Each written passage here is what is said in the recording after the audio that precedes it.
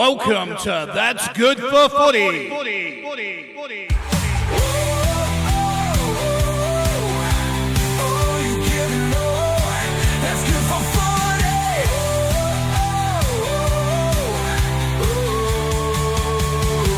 That's good for footy.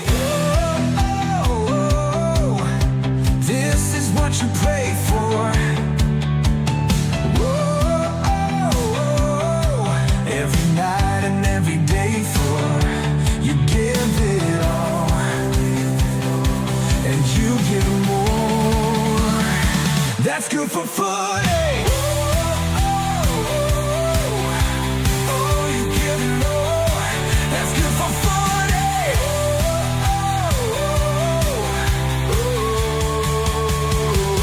Good for footy. Hi everyone, how are you? Nice to see you all. Welcome along. Welcome to That's Good for Footy. Great to have you here. I've just been chatting with the boys out the back. I went a little bit longer than I needed to, sorry. I should have waited until we got out here, huh? Yeah.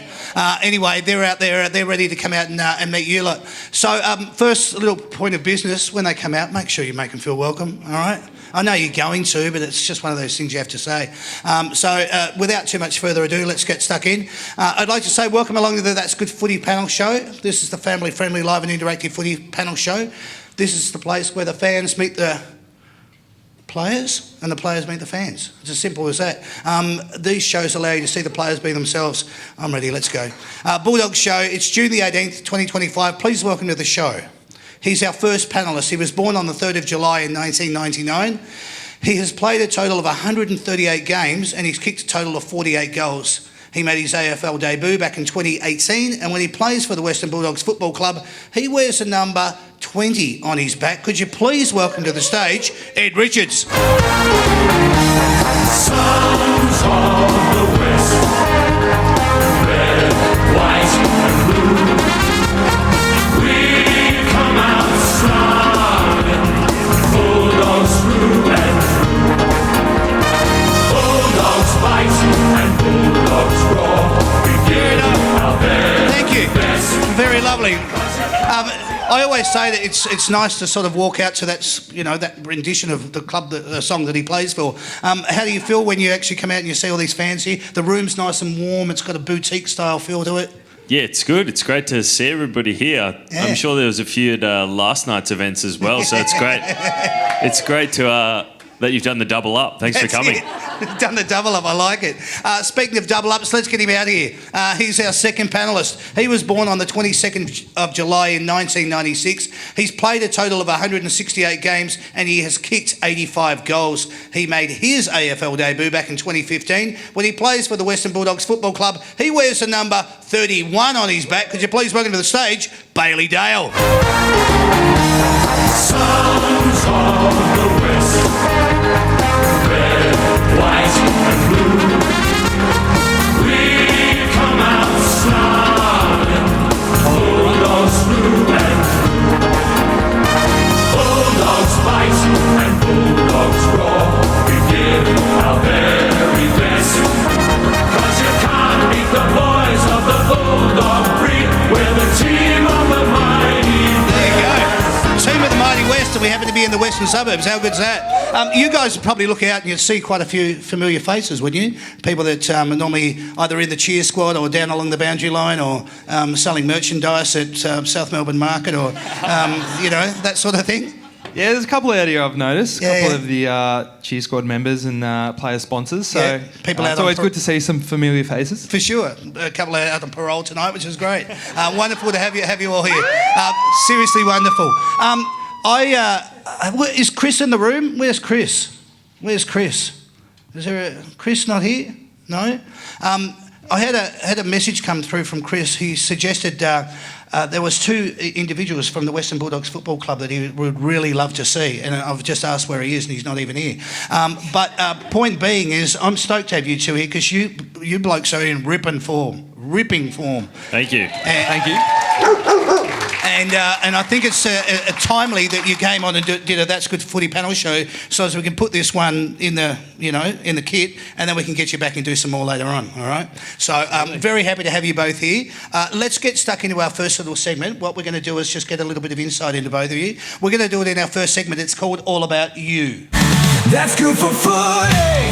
And so my first question to you both is, as an elite footballer, what is something that you want to be recognised for? Is it a match winner, a leader, a consistent contributor, a reliable teammate, someone who always gives it all, or one or all of the above? Which would you think would sum up you? They all sound pretty good, to be honest. Yes. I think for me, it'd probably be that consistent contributor. That's something I've been trying to work on this year, is being, someone that's real consistent week to week, and you know what you're going to get from them. How good's that? Yeah, I'm very similar. Just want to be consistent, and throughout my career I probably haven't been, but I felt like the last sort of 5 years being quite consistent and reliable teammate as well.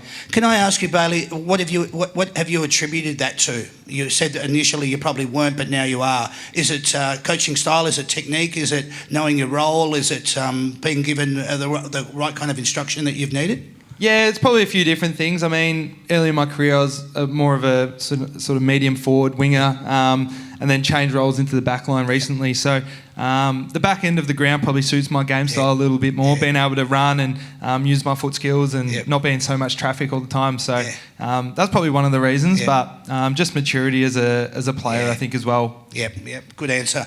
With over 720 players in the AFL, you must excel in either your craft or possess natural talent to be selected. Consistency is key despite the pressures of selection, form and injuries. What keeps you focused and consistent?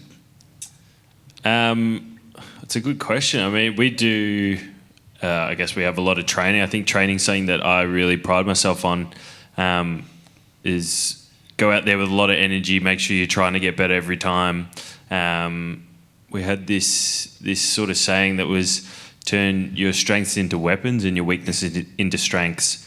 Nice. Over the last couple of years, which I've sort of resonated with quite well, and I've been trying to, bring that on game day as well. Yeah, right.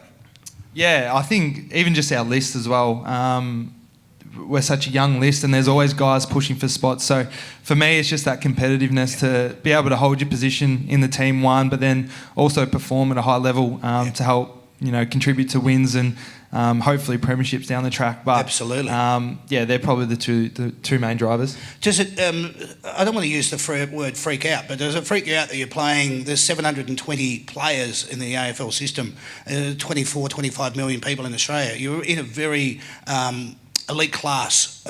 You're very fortunate that this is your job and you get paid handsomely for it. Does it dawn on you sometimes? Geez, this is great to be where I am. Yeah, it is. It's obviously a great privilege to play AFL football, but I think we're here for a reason. We're good enough, and we try to show that every week that we're sort of better than your local footballers, and we're going to try to prove it on game day. Brilliant, love that. Yeah, I saw a stat the other day actually. Jack Sinclair played his 200th game for St Kilda, and I think it was only 5% of AFL players ever go on to play 200 games. So. Ed's played 150, I've played 150. So to be able to sort of be in that sort of percentile over the whole football career and the league, it's pretty cool. Isn't it brilliant? I'm not there yet. I'm 1 something. Do you have this? Almost there. He'll be there soon. Yeah, but you're on your way. There's no two ways about that. Yeah. I think the point that I wanted to allude to just off the back of that point is that most AFL footballers may get 4 to 5 years out of their footballing career. So to go any longer than that, that's where you start to play your 100s, your 150s, and then you move into the realm of where you say. Share with us your childhood memories, the memories that you have of your early days of going to the footy, whether it was either at junior level, local games, or the AFL. I was a Collingwood supporter growing up, regrettably, but my earliest memories were going to Collingwood games with the family. Mum would bring a thermos of hot chocolate and we'd all sit around, watch the Pies go out there. My mum was actually a Tigers supporter growing up. We went to watch the Tigers play against Pies one time, and the Tigers were horrendous. that year, and I think they ended up beating the Pies, who were meant to play finals. And I remember being in tears, crying, leaving the MCG, and Mum was clipped me by the ears, saying, "You got to be a better winner, better loser than that, being a sore loser, all that nonsense," which I've never particularly been good at, to be honest. So. That was a good one for Mum. She got a little win that day, I think. Nice, very nice. Thanks for sharing the story. Yeah, I was similar to Ed. I went for Collingwood as well, unfortunately. Play that sound over again if you can. Yeah, there it is. I went to a few Collingwood games growing up, but my memory was just down at my local footy club. I'd go down and watch the seniors. AFL Aspendale was my junior club, and used to watch the seniors sit behind the goals, and we used to have a rubbish bin, and I used to just have pot shots at the rubbish bin, see how many times I could get it in throughout the game, and a few mates as well, doing Jack in the Pack and stuff like that. So those memories down there at that football club are very special, and big reason why I'm here. That's beautiful. I love that. That's the grassroots stuff that I love to go back to. I need to know this. Does the whole family now barrack for whoever you play for? I ask this because I could imagine there would have been allegiances and also obviously support that they had for the clubs that they had maybe when they were growing up. Did they all jump on board and say, "No, we're with you now"? Most of my family has. It was difficult for my old man, just purely because his old man played, his uncle played for Collingwood, so there was a pretty big lineage there. He was 58 years going for Pies before I sort of got to the Bulldogs, so he's pretty much converted now. Every now and again I'll catch him. I might go around on a Sunday, might be watching the Pies, and he'll sort of look up and then maybe switch it off and be like, "Oh, no, I wasn't watching that, don't worry." But it was, 58 years is a long time of your life to support one side, but I think I've more or less converted him now. For sure. And please allude to the fact of who, uncle? Yeah. Well, my great uncle was Lou Richards, and then my grandfather was Ron Richards. So those two, they both played in the 53 Premiership for Collingwood, which is pretty cool. Both Premiership players. That's brilliant. Ronnie reckons he was best on that day, but I don't think they had a medal. But he keeps telling me he was best on the wing. Don't know how true that is, but he's running with it, and that's all there is to it. Bloody oath. That's brilliant, mate. I love that. Bailey, please. Yeah, pretty much as soon as I got drafted, big Collingwood family growing up, but as soon as I got drafted, the Collingwood jerseys are on the floor and the Bulldogs ones are on. So there's actually a big photo that I've got at home of 20 sort of family members coming around on draft night, and they all bought something Bulldogs that night. Went to Rebel Sport quickly as the draft was on, came home, and there was Bulldog jumpers, scarves, flags everywhere. So that's brilliant. It took them all of 5 seconds to change teams, which is nice. That's so good. Talk about allegiances. Wow.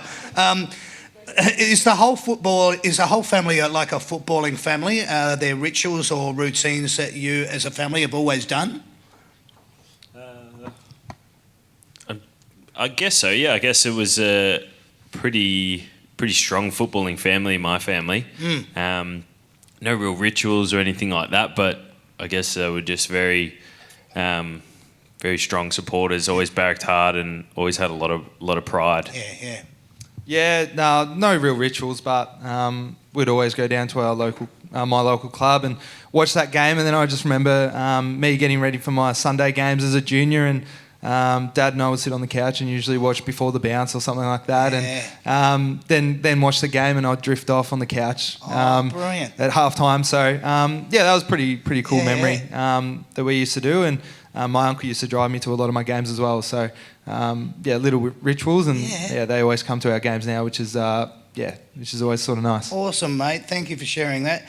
Doing what you love often requires belief from others. The question then becomes, how much confidence does knowing that others believe in you provide you with the ability to perform at your best? Yeah, it's a massive impact, I guess. You obviously got your friends, your family that support you along the journey, which is massive, and then more sort of to the performance level, you got your coaches and your teammates. So them knowing that you're going to go out there and perform what's required of you is, it's a massive thing. And sometimes when you go out there and you don't have your best performance, you feel like you let a few people down. So it's there is a lot of pride in what we do week to week. It sounds, when I ask the question, it really sounds, well, of course it is, but it is a double-edged sword in that respect. You know, when you're not winning, as you just said then, you feel like there's so much expectation on it. What about your thoughts on that, Bailey? Yeah, I mean, my dad and uncle were massive believers in my football journey, and when I was younger, I loved my cricket. I missed out on Dandenong Stingrays in my first year and under 17s year, and I was almost not gonna try out in my under 18s year just because I was loving cricket at the time and really liked that. Really liked that game and thought, you know, I wasn't any good at it, but I just enjoyed it a lot more at the time. But they really pushed me. Being modest, I think he's pretty good, pretty handy cricketer from what I've seen. Right. And then, so then Dad and my uncle were like, no, go try it again, and tried out and had a pretty good year at Stingrays and got picked up. So if it wasn't for them believing in me and sort of pushing me to, you know, keep exploring my football dream, I probably wouldn't be here today. So they've had a lot to do with my football career. And, from when I was a junior to, you know, as a teenager to now, they've always been in my corner, which is nice. That. Geez, that's a lovely answer. Take us behind the scenes and give us some insight into what it's like to have performance coaches, nutritionists, health and wellbeing advisors, medical staff, development coaches, physios, etc., etc. They're all available to you. How much does it blow you away that you've got access to all of these professionals and medical staff at the club, and you can literally go and get a massage whenever you want? Tell us what it's like being in an environment where you have access to all of this. There's a lot there to unpack. Yeah, there is. massively. There is. Obviously, we're very lucky to have such facilities. I mean, anyone who's been to the Whitten Oval recently, we've had a massive redevelopment, and some of those things you listed weren't at the last the club before this redevelopment. But you know, we're very lucky, we're very privileged, and a lot of those medical staff and support staff are getting guys up every week through their massage and physio and all our exercises in the gym and stuff. So they're half the reason we stay out on the park most of the time. So it is amazing that the access to the facilities and things like that we get access to. It's funny, and again, when I ask the question, I think about us civilians.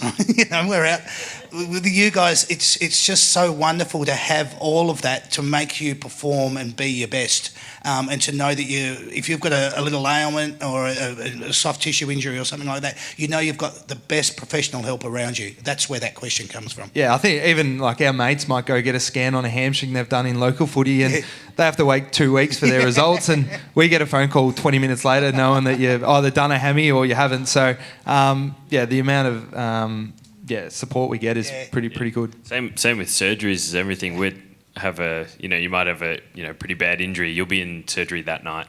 So that's something that is pretty readily available to AFL footballers, and it might not be for. I had my best friend actually did his ACL and he had to wait 8 months to get in for surgery.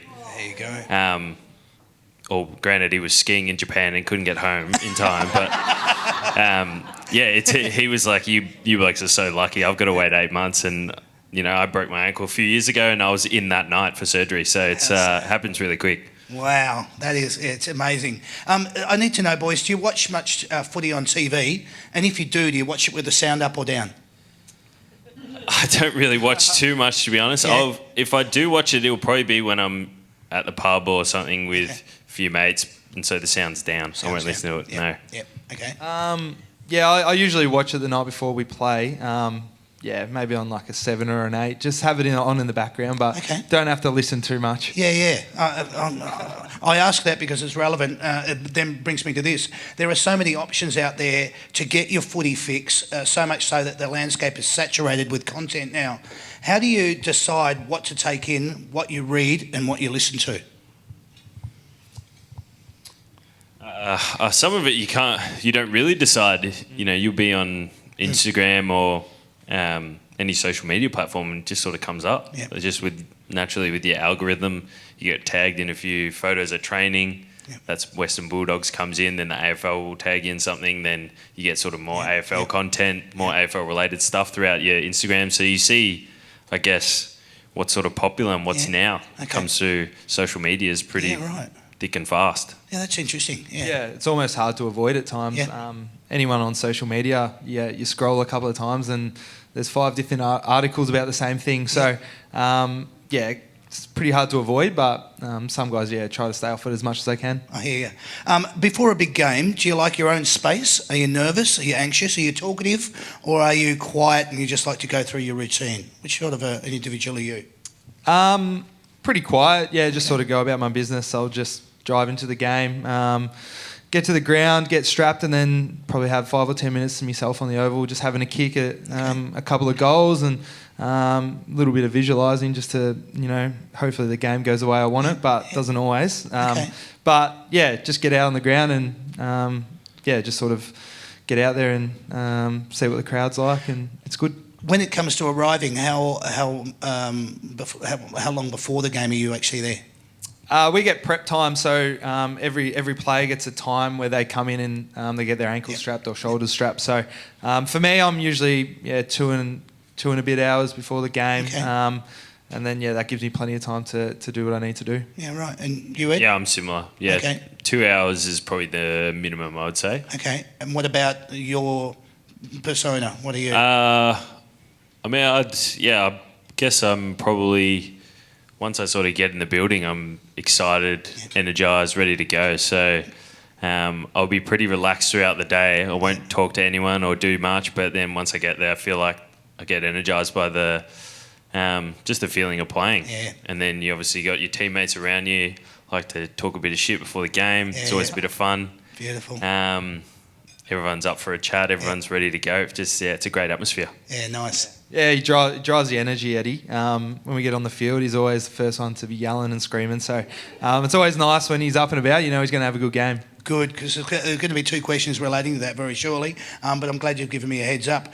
Anyone that does their job long enough, this is really relevant to where your position is at the club right now. Anyone that does their job long enough becomes not just reliable, but experienced and knowledgeable. Experience is advantageous, so much so that it becomes less of what you say and more of what you do. You play with someone long enough and it comes to the fore. How have you found this? Experience is gold, isn't it? I mean, it's all part of the game that we play. You see, I guess, Bailey and I are probably, great examples of that, having started our careers in different positions and then having to work your way into somewhere that you naturally fit and naturally you can, bring the best out for the team. So, I think there is persistence and there is talent and everything, but I think experience and I guess knowing what the game requires at different moments as well is really valuable to the team. Yeah, I agree. And I think playing with guys for a long period as well, you start to pick up on things in game that Bonte's going to roll on his left foot and flick a handball over his head. Like, you just pick up little things that guys can do and what they're capable of. And obviously Eddie's starting to really show that now with some of his midfield stuff. But Libba inside with his hands and the way he can distribute the ball, you just have to sort of be in his vicinity and he'll somehow find you when you're running past. So being able to pick up on little hints and tricks and traits that other players have, plays a massive role in winning games of footy. Absolutely. I always thought of the process with Tony Liberatore that he would have been great at pass the parcel at all the birthday parties he went to as a kid, because he'd never be able to hold on to it for that long to be just straight out the door. I always just thought that'd be appropriate. You're in the rooms after the team meeting, the song has been sung, and you get your chance to chat with your mates and the family. Tell me, are they advice givers or moment relators? What's generally the conversation? Generally, it's pretty dry in there sometimes. Like, you just sort of go. I mean, the Saints game on the weekend is a pretty good example. I mean, I just went up to. There's a few friends in there. Mum and Dad didn't come down, but usually they will, talk to me about a moment of my game that they thought was good, or Dad's probably something that I could have done better. But this week it was. They were just asking about the game, and I just was like, they were just no good, to be honest. Like, I couldn't really give them much, so it was a little bit slow to get the conversation going. That's for sure. Yeah, right. Interesting. Yeah, I try to get family down in the rooms as well, and my dad and my uncle give me some honest feedback if I haven't gone so well, and if I've had a good game, they usually get around me, so that's good. But yeah, similar to Eddie, like when mates and stuff come down, you just sort of talk about the game. Okay. And yeah, just enjoy having him down there. They love the experience as much as us. I could imagine. When they can come to games and watch us win and come down the rooms when it's a nice vibe, it's always good. Yeah, very nice. I don't want to blow this out of proportion, but when you're walking towards the boundary line and you're about to hand the junior football over to the kid that you picked out from 150 metres away, what is it that you understand that you're about to make such an impact on that person's life? Yeah, I mean, it is pretty cool that we get to do that. Usually all the kids these days are telling you to pick up their phone and they're recording you or they're asking for your boots or something like that. But I try to give my footy to the kid that's not saying too much and just sort of standing there because, nice. it's always nice when they just appreciate and not trying to want something off you all the time. I give it to the quiet one usually. Well said. Yep. I'm the exact same. Okay. Yeah, I usually look for the either the littlest kid or someone that's withdrawn, quiet. Yeah, a little bit quieter. I think that's how I was probably as a kid. So you sort of have that, I guess, compassion for them. Very nice, mate. When you rate your game personally, what key stats do you look at in order to consider it to be a good game? Not something from what the coaches or the line coaches will be telling you, but just from you. I look at this year. Probably the key stat for me that I've been looking at is probably goal assists. So, try to bring the forwards into the game, try to bring the other mids into the game. I think it's something as I'd probably be scouted as a kick first player, so being able to use my abilities and get around. I've actually got a lot of goal assists this year from handballs because I've sort of drawn a crowd and then flicked one over. And then I think that's something that, been working on this year. I think I've been pretty good at. It's a really good point you bring that one up because I noticed it in the game on the weekend and you did exactly that. In fact, I think even the commentators said exactly as you just paraphrased it then, nearly verbatim, to the point where you drew a crowd, everyone came to you and you flicked the ball out over the back and wham, bam, thank you, ma'am. Brilliant, loved it. In your respect, yeah, mate? for me, probably my disposal efficiency is obviously a big one, being how well I can distribute the ball out of the back line. But another one I've sort of looked at a bit more this year is sort of my intercept game and intercept possessions and ground balls and stuff. So being able to just be in good positions to help teammates or get over and outnumber and win the ball back for my team. That's another one I sort of hold up in high regard. Yeah, I love that answer. Very good.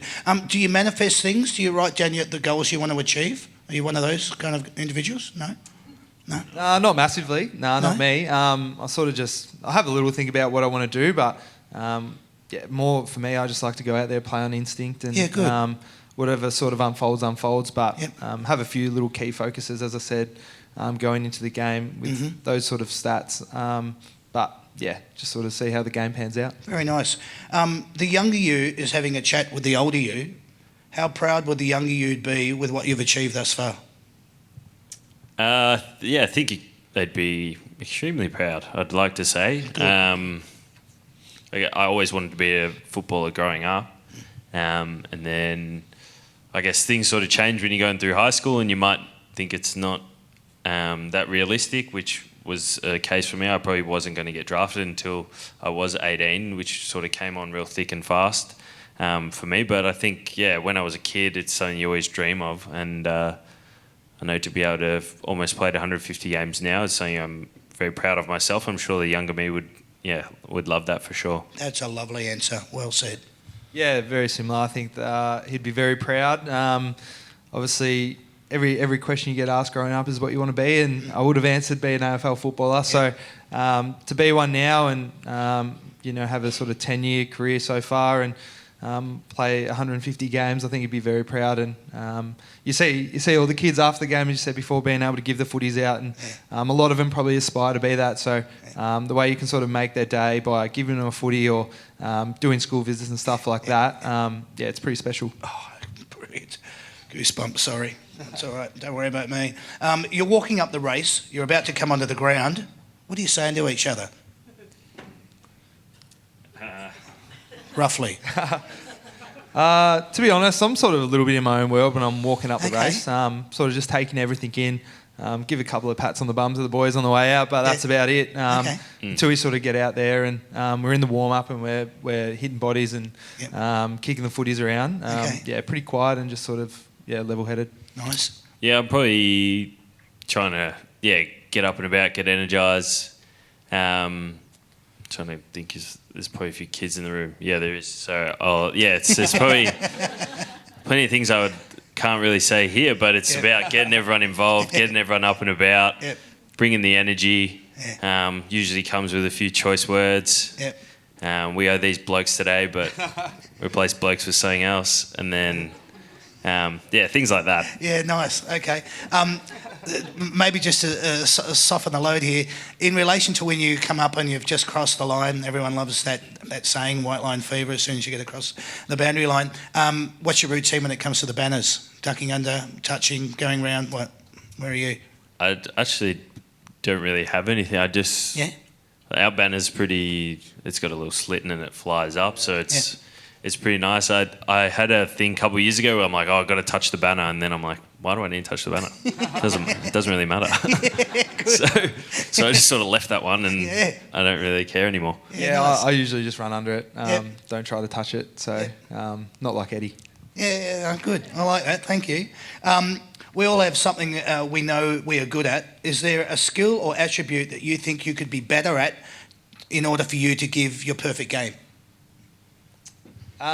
We actually had this conversation in one of our line meetings the other day. Okay. Daniel Pratt he's our backline coach, and he's kind of said, what can you do as a player to improve your game and take to a new level to help the team? And one of mine is probably my marking. I feel as though that's a part of my game that I can be really good at, but at the same time be poor at as well. So trying to find consistency with that and be better to help the team is probably one area of my game I think I've got a lot of improvement in. Yeah, good.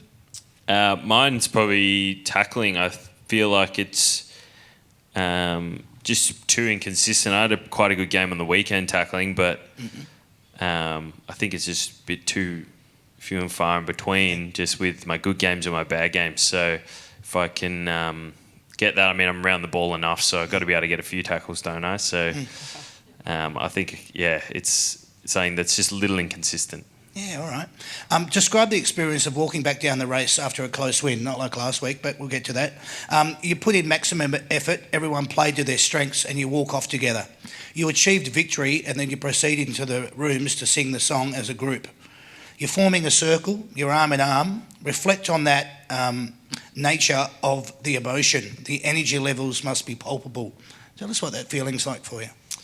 The close wins are honestly some of the best feelings ever. Yeah. Like, you come in, obviously it's gone down to the wire. You might have put your body on the line a couple of times in the last quarter. You're feeling pretty good about yourself. The song's always a bit louder. I know you guys probably notice the song's always louder after a close one. So there's that energy that just comes out of you once you sort of win. You see your family. There's almost a sense of relief. It's it's a real special feeling, actually. I'm really glad you shared that, because the reason that question was written is because that's what I feel when I'm watching it through the TV screen. You don't get the same feeling because you're not seeing it when you're at the game, because you're down in the rooms. But when you watch it and it's a close win, you just know what it means. And it's palpable. Yeah, it is. As Eddie said just then, it's probably more of a relief. You know that your week's going to be a bit better after a win. The coach is going to be a little bit happier in the reviews. So that's always nice. But I think probably the best win I've had as a player was the Brisbane. I think it was a semi-final game. We won by a point with a couple of seconds left, and the feeling after that, guys hugging, some crying. The adrenaline and the feeling that you get post that.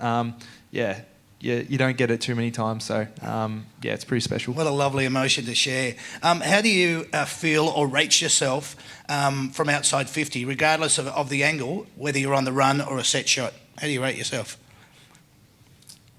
It's probably one of my better kicks, so I rate myself pretty highly from Good. outside 50. Glad you said that. When I get to about 30, though, get a bit nervous.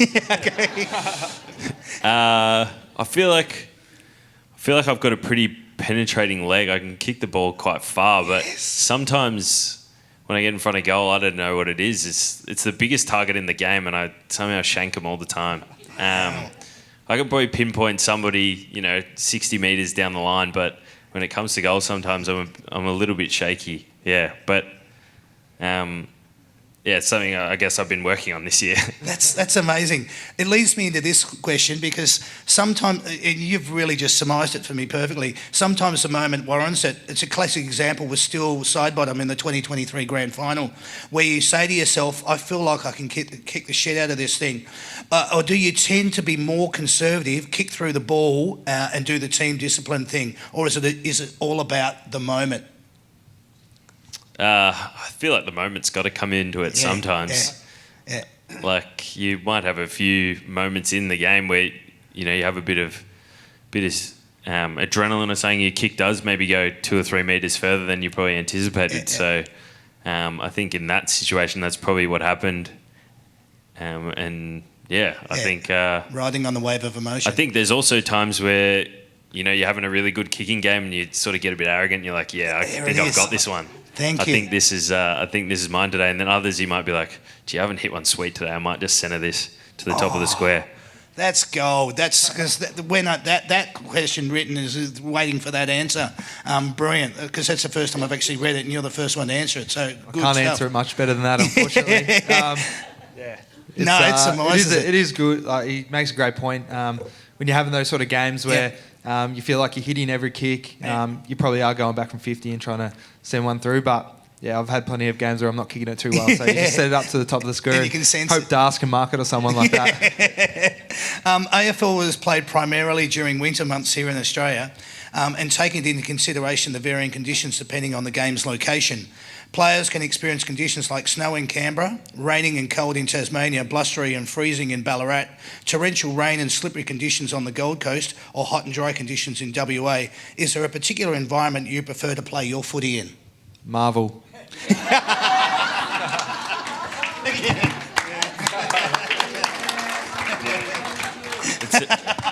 Tell you what, waking up on like a Sunday morning, you look outside, it's pissing down with rain. You're like, thank God we're under the roof today. But in saying that, I actually don't mind it when it's a little bit wet. It just simplifies the game completely, especially since I've moved into midfield. Maybe not for a halfback. When it's wet, you're sort of like, oh, it's going to be maybe a dog of a day. But when you're a midfielder, you're like, oh, hang on, I don't really need to try to do anything. I just need to get the thing forward. That's it. So it simplifies it a little bit more. Two fantastic answers. Love it. Well done. When you're out there and the game is physically challenging and requires hard, aggressive football, do you excel in that environment and embrace the challenge, or do you approach it in a more strategic, like a chess move, and become more methodical? What sort of a player are you in that? I'm probably more methodical. Obviously, my game's a little bit more outside than Eddie, and my role in the team's a bit more bit different to Eddie as well. Yep. But obviously finals like games are very contested and scrappy sort of games. So you got to change the way you sort of play a little bit in those games, and it's always hard. The ball movement isn't as clean, and there's a lot more bodies hitting each other. So you do have to change the way you play a little bit in those games. Do you like the hard physical stuff, Ed? I don't mind it sometimes when you get a bit of body, or you get that physicality. It sort of cues you in and sort of switches you on. Sometimes it can be a little wake up call. And that contested game can, I guess, as you said, it can either bring the best or worst out of you. So it's about rising above the pressure and being strong in that aspect, I guess. Yep. Milestone games are important achievements. While you aim to win every game and recognise the player's contribution, how much does that affect the playing group? How much focus is on the occasion despite commentators and banners acknowledging it? Is there a lot of focus given to it within the group? I think there is quite a bit of focus. In sort of recent times, Bevo's been, I guess, this is just a normal game. That was sort of a couple of years ago, and I reckon we went probably 0 for 7 on milestone games. It was just horrendous. And then recently he's been putting a bit of time into them, pumping them up. Boys are like, play for him today, and we've actually started winning them, which is good. Wow. Yeah, right. And we got a couple of big ones coming up, which is pretty good. The two big boys, Bont and Libba, have got their 250ths coming up, so that'll be awesome to be able to play in those if we get the chance. Yeah. But yeah, I do like playing in those big games. They're great to play for people that have given so much to the club. What a great answer. We usually do like a highlights reel as well of like their career up until that point, obviously. So you get to see when they're drafted and their first couple of interviews and how young they are, and then obviously the great games they played and all the different marks and kicks and tackles and big moments that they've had over their career. They put in like a 5 or 6 minute sort of clip. So it's pretty cool watching that back and being able to realise how much influence they've had over their career. It's pretty special. You get goosebumps watching it sometimes. That's brilliant. Yes, excellent. Momentum, fortune and energy are all very powerful external attributes. So how cool is it when all three are working in your favour? Yeah, it's pretty good, yeah. Yeah. I know it sounds like an obvious question, or in that the answer could just seem so obvious, but again, I relate it back to like sometimes when you just feel like you're just on song. And so that's where I want to take that question. Yeah, I mean, when we've had a few games this year as a team where we just feel like nothing can really go wrong. I guess the game on the weekend was a classic example. It was almost a surprise when they kicked a goal. That's how we sort of felt out there. Wow. And it was, I guess, a credit to how well we were moving the ball, how well we were defending. Yeah. So we just needed a little bit more of that down the back stretch of the year, and hopefully that'll take us deep. Oh, I love that. I'll move on to the next one. In your mind, a question for both of you though, in your mind, perceived pressure, scoreboard pressure or crowd impact, which plays more of a pivotal role? I'm going to say perceived pressure. More so just that if a team brings a heat early and, hits you with a couple of big hits or they kick a couple of goals early, I think that can sort of run through the whole team. So if you can start well and avoid that perceived sort of pressure and just play the game of how it's being played, I think that goes a massive way. Obviously, crowds are huge when you're versing the really big clubs. But, I think that the pressure of the game, if you can sort of get a control on that, it goes a long way to winning. Great. Yeah, I agree with that. I also think the crowd can be a massive aspect in those...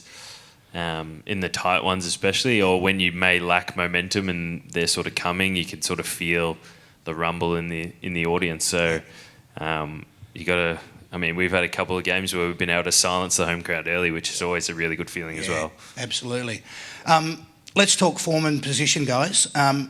It has certainly been a funny old season. You've played 13 games, you've won 7 and sit 9th on the ladder. You've beaten the Saints twice, beat 5 teams below you, lost to 6 teams above you and won 1 game to 1 team above you.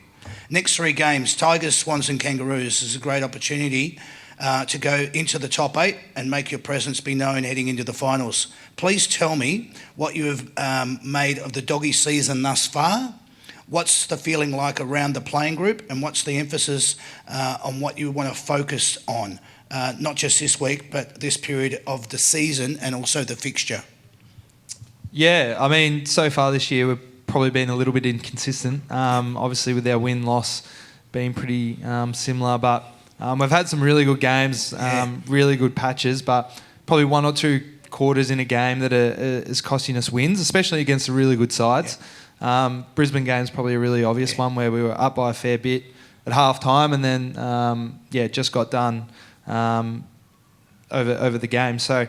a little bit of inconsistency. Hopefully we can start to, with Darce back as well, he straightens us up so much with the way we move the footy and he's obviously a very, very good player. So, absolutely. We've got some high hopes for the second half of the year. We've got a couple of teams at the bottom part of the ladder coming up, but we've seen these teams beat, Brisbane. North came close to Brisbane a few weeks ago. So even Fremantle every team can beat anyone on any given day. So we just got to keep rocking up and playing some really good footy, and hopefully we can find more of that synergy and that connection that we had on the weekend. Would be good. Beautiful. Is there anything you wanted to? I think the positive thing about this year is we haven't we have been in every game. So there's been opportunities to win every game against every good opposition that's we've come up against. I guess the disappointing part is we haven't been able to capitalise on those opportunities. So we've been robbed in a couple. We haven't got the rub of a green in a few. So there's always that to contend with. But there has been some really solid performances against really good outfits that, if we get a few more things right, then we probably win a couple of those games by considerable margins as well. It's just... Agreed. Just tying everything together, which is what the good teams can do. So that's what we're striving for. If you do anything along the consistency of what your third quarter was last week, obviously with your run and carry, you built off a chain of handballs. That third quarter for the Western Bulldogs was literally sublime, unbelievable. If that's the kind of football you come out and play moving into the second half of the season, heading into the pointy end, oh my God. 72-point winners, wow, 12 goals. That's not taking anything away from St Kilda, but that was a really emphatic win and would have given a lot of confidence to the playing group. Yeah, definitely. I mean, we beat them by 71 points the first time this year, so... We just wanted to get one better, and I think better. That was good. That was good. We rocked up. We had a similar game plan, to be honest, and a similar result in the end. So that was a good performance by us. Yeah, absolutely. There's so much to talk about around Sam with what he brings to the table. Buddy thinks he could be the first $2 to $3 million player. You've worked very closely with him. I've had him on the show. He's been sitting right here. I know he loves his UFC. He's quite the competitor. He likes the aggression that comes with playing his football. Tell me what it's like playing with someone that at his maximum height and reach is nearly standing up to 4 metres tall. Yeah, you just have to kick it within 2 metres, 3 metres of him and he'll get there. But, yeah, I mean, as I said before, he straightened us up a lot as a team and we've missed him for that 6 or 8 weeks that he was out. But, yeah, he's phenomenal. He can pick up ground balls. He rolls on his left foot. Left and right foot, he's pretty much the same. Exactly. Marks everything that goes near him. I feel sorry for the defenders for the next 10, 15 years that have to play on him because, they're not going to get much sleep the night before. They have to line up on him. Absolutely. But, yeah, he's obviously a star. He's gonna get paid very well over his career, no doubt. And, we're lucky to have him on our side. Aren't you? Phenomenal talent, probably generational, once in a generation. Tell me what your thoughts are, not just him, but what it's like playing with him. Bailey summed it up pretty well, I think. It's great knowing that if you're ever in trouble, you can just sort of kick it as high as you want and hopefully he's going to get his hands to it, which happened actually on the weekend. I kicked one pretty loopy and, usually that sort of gets killed over the boundary line or something like that. But I think Das ended up on a mismatch on Brad Hill and made him look, too small. So it is nice. It is going to be great playing with him. I'll get to play with him for the next few years as well, which is awesome. And hopefully he can stay at the Dogs and doesn't go chasing any money. That's for sure. Well, that'd be nice. Speaking of chasing any money, great that Bevo signed on, which is wonderful for the club. Just in a brief surmise, give us what it's like being coached by Bevo. What's he like as a coach for you? Yeah, for me, he's the only coach I've had in my career. We came at the same time in the start of 2015. So, he's been a great mentor for me as a player and person. And he always comes up with some sort of wacky pre-game memo, speech thing. So every week he comes up with something different and a nice theme. So, he's been a phenomenal coach for our club and, a couple more years with him is great. That's great. I think as Bailey said, he's my only coach, Bailey's only coach. It's a testament that he's been around so long.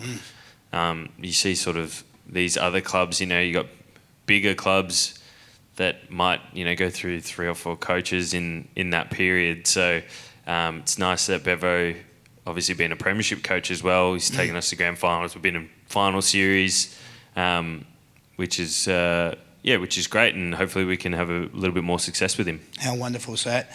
Just wanted to touch on from the weekend, I've been watching a lot, and he's been on the panel too, and I've had a good chat with him.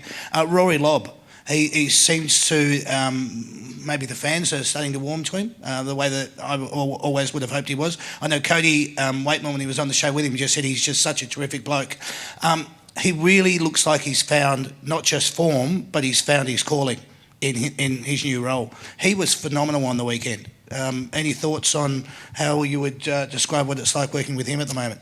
Yeah, Lobby. Obviously, when he first came to the club, he was playing forward, and he probably didn't start the way he would have liked at the club in terms of goal kicking and that sort of thing. And the supporters probably turned on him a little bit. No offence, but you could sort of sense that. And then since he's gone back, he's been an unbelievable player. He's probably in the All-Australian conversation at the moment with the way he's been playing, and he's such a genuine person. I mean, he means well all the time. I think he can be a little bit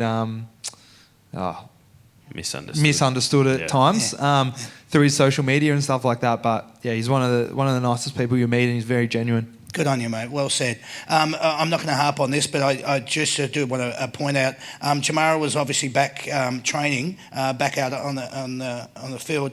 Must have been good to have him back around the club again.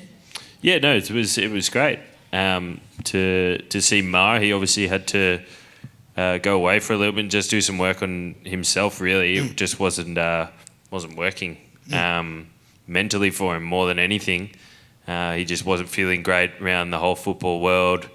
So it was great that he was able to go away and just take time to, I guess, spend time on his mental health, which is pretty important. Very important in this day and age, especially if you want to be able to back up your performances every week. So you got to think about your mind first, which has been good that he's done that. And in a lot of respect, a football club's probably the best place to get back amongst the group. Everyone puts your arms around him and says, let's get on with it, mate. It is just a game and it is just a sport, but your mental health's very important, but we're all your mates and we're here for you. I think so. Yeah, I think, whenever I'm feeling, down or anything, I've got the best job in the world. I get to go in and, be around my mates all day. So that is something that, I don't take for granted. I think it's, really important to catch up with your friends, and I'm just very lucky that I get to do that throughout the day and at training and everything. So we'll wrap our arms around Mara, and hopefully he'll be, back playing. If that's not this year, if that's not at this club, it doesn't really matter. It's just, I guess, that he gets back to playing footy altogether. Absolutely. Well said. Ladies and gentlemen, could you please put your hands together for both the boys? That's good for footy. That's good for footy. All right. Here comes your first question. How many premierships has your club won? Brad. 2. 2 is correct. You're off the mark. How many times has your team played in a losing grand final? Brad. 2 times. 2 times, that's right. You're off the mark again. Who is your team's captain? Molly. Marcus Bontempelli. Well done. You are now off the mark. Who wears the number 7 at your club? Molly. Rory Lobb is correct. Closest to within 1,000, how many members does your club currently have? Molly. 60,000. Oh, very good, because it's 59,469. Well done, Molly. I think they updated it to 60,000 Yeah, too. I think we ticked over today. 60,000 today. Oh, how good's that? All right. Well done. When I wrote this on Monday, you weren't there yet, but you are now, so that's bloody awesome. That is brilliant. Where did your team finish on the ladder at the end of the home and away season last year? Brad. 6. 6 is correct, mate. How many games did your team win last year at the end of the home and away season? Brad. 14. 14 is correct. Well done. What year did your team last win a grand final, and who did they play? Molly. 2021 Melbourne? No, think about it. I'll refresh your memory. What year did your team last win a grand final, and who did they play? Molly. 2016 Sydney. Yes, correct. All right. How many points did you win that grand final by? Brad. 22 points. 22 is correct. How are we going score-wise? What are we looking at? 4 versus 5. It's close. Here come a couple of double pointers in here. This is worth 2 points, all right? Who was the last Western Bulldogs player to win a Norm Smith medal, and in what year? Brad. Jason Johannes in 2016. Correct, mate. That's worth 2 points. This is for another 2 points. Who was your club's leading goal kicker in 2024, and how many goals did they kick? Brad. Jamara Uruguayan, and I think he kicked like 48, I think. Jamara Uruguayan is correct. It's in the 40s. It's not 48. Molly, do you want to have a guess? 45. No. I tried to mouth it to her and she didn't say it. All right. No, it wasn't. But you get 1 point, Brad. Let's move on to this one. This is worth 3 points, okay? So get ready. Player, year and votes. Who was the last Western Bulldogs player to win a Brownlow medal? What year and how many votes did they poll? Brad? Yes, mate. Adam Cooney, 24 votes. Adam Cooney is correct. And 2008, 24 votes. oh, wow. All three. Well done. All 3 points. Congratulations. That was great. These next 2 questions are multiple choice, all right? So wait until I read out the entirety of the question. Out of these 3 players, who has kicked the most goals in the history of the Western Bulldogs Football Club? Is it A, Simon Beasley? Is it B, Brad Johnson? Is it C, Chris Grant? Molly? Molly? Chris Grant? No. Brad? I think it's Simon Beasley. It was Simon Beasley. Well done. Just for those playing along at home, 575. And this is your last question, and we're looking at 12 versus 4. Molly, hey, it was all good to have you up here, darling. Out of these 3 players, who has played the most games in the history of the Western Bulldogs Football Club? Is it A, Doug Hawkins? Is it C? Is it B, Scott West? Or is it C, Chris Grant? Molly? Molly? Chris Grant? Yes, you got it. Well done. That was 341. We have a winner. Brad, you know more than Molly. Well done. Good on you guys. That was brilliant. Molly, you don't go home empty-handed. You're going to get a little junior football with an inflatable. That's good for footy football. You can play with that one in the bath. That's fantastic. And Brad, you were fantastic, mate. You've won a $100 voucher to go to Hamper World. There it is there. And get yourself one of those hampers, all right? All you've got to do... There you go. You've just got to head over to their store at 372 Brunswick Road in Moreland and collect your prize.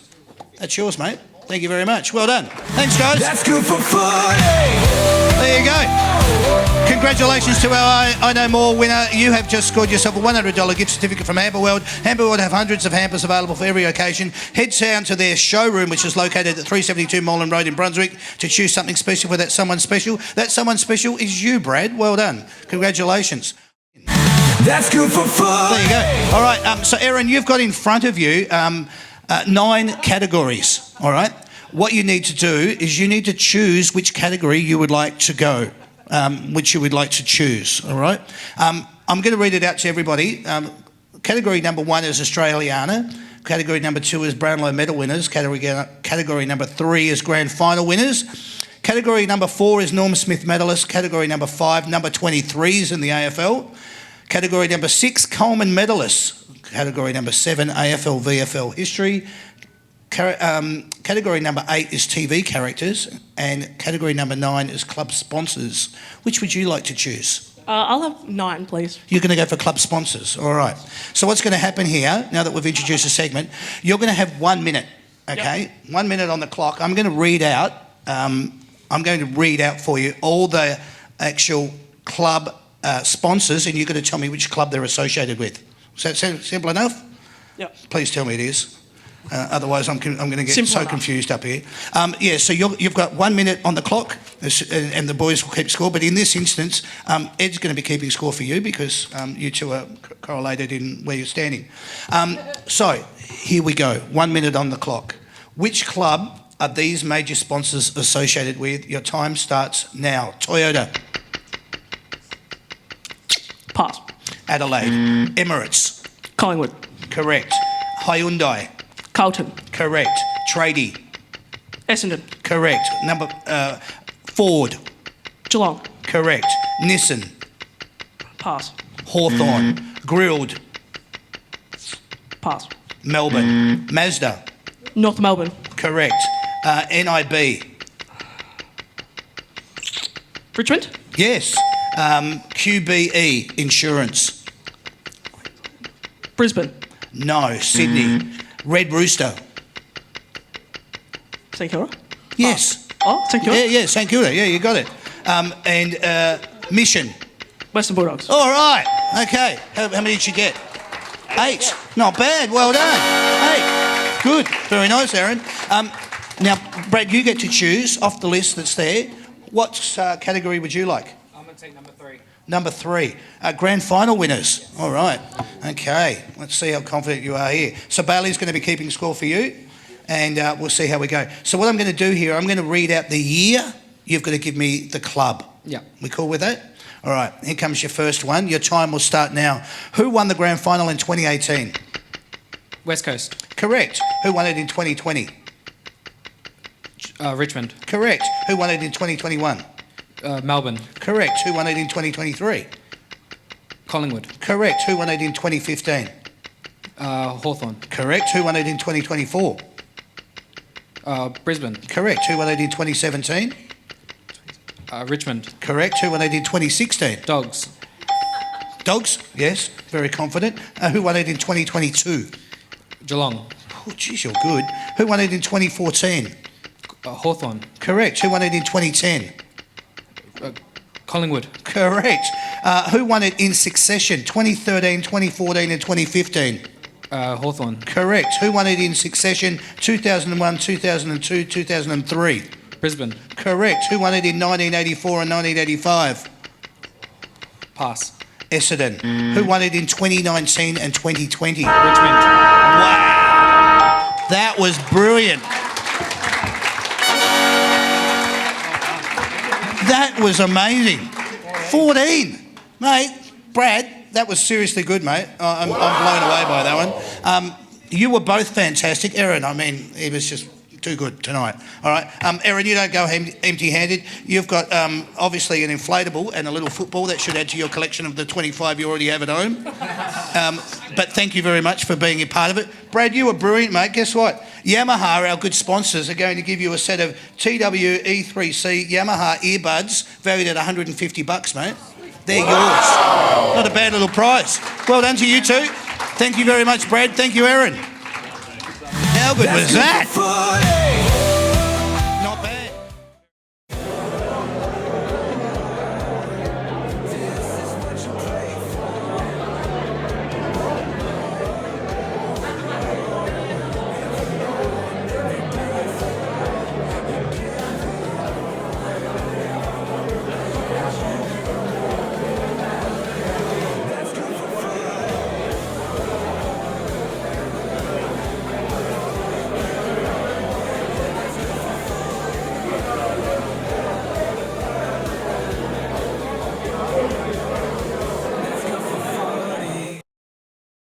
I just wanted to say thank you to everyone, not just for turning up here tonight, because it is a smaller crowd than I maybe anticipated, but in saying that, you guys have been wonderful, and I really respect that you've come along and you've given your heart and soul to want to listen to the boys, partake in what the evening's all about. We really do appreciate it. What I would like to suggest and say to you is we've got another couple of shows coming up. They're not Western Bulldogs shows, so don't start crying or throwing anything. But what I do need to just let you know is that our next show is going to be on July the 2nd. We're doing it, it's a back by popular demand show because we actually did it here last time, but now they want to see it over in the southeastern suburbs. It's got Collingwood's Beau McCreary and Will Hoskin-Elliott on the panel. That'll be at the Mulgrave Country Club, as I said, on July the 2nd. And then on July the 9th, we're going to be doing, after 2 years in the wilderness, a Melbourne show. This is your chance for Demon supporters to get along and be part of it. Joining me on the panel for that show will be Clayton Oliver and Bailey Fritsch.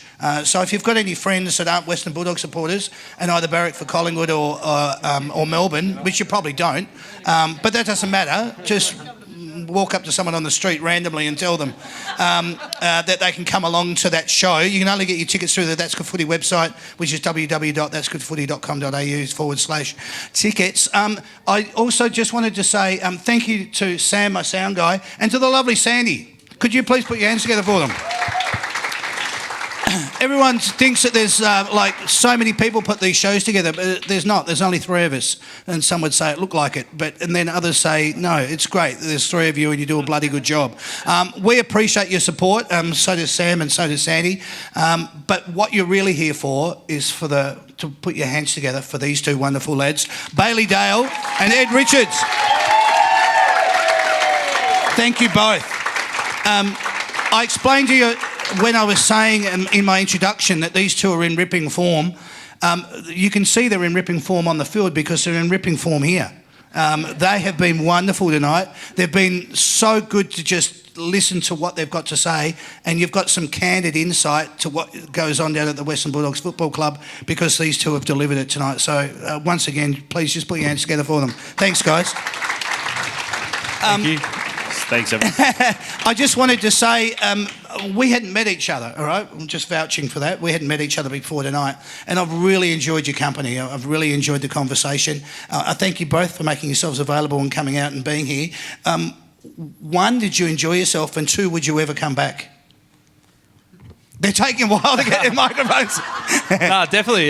Great vibe. Obviously, the crowd's been great. Very interactive, and yeah, it's been great fun. Good on you, mate. Good night. Yeah, you said it was a small crowd, but it looks it's nice to have an intimate crowd here, and it's good to interact with everyone. It's I really- agree. I agree it's been, completely.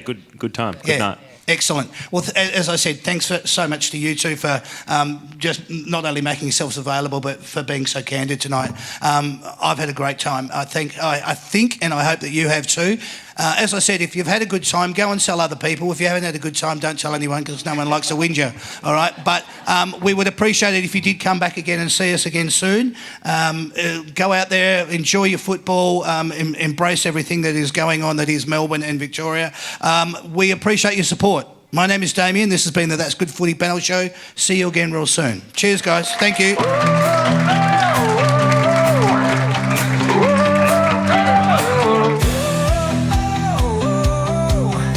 This is what you pray for. Every night and every day for you give it all, and you give more. That's good for footy. Oh, you give it more. That's good for footy.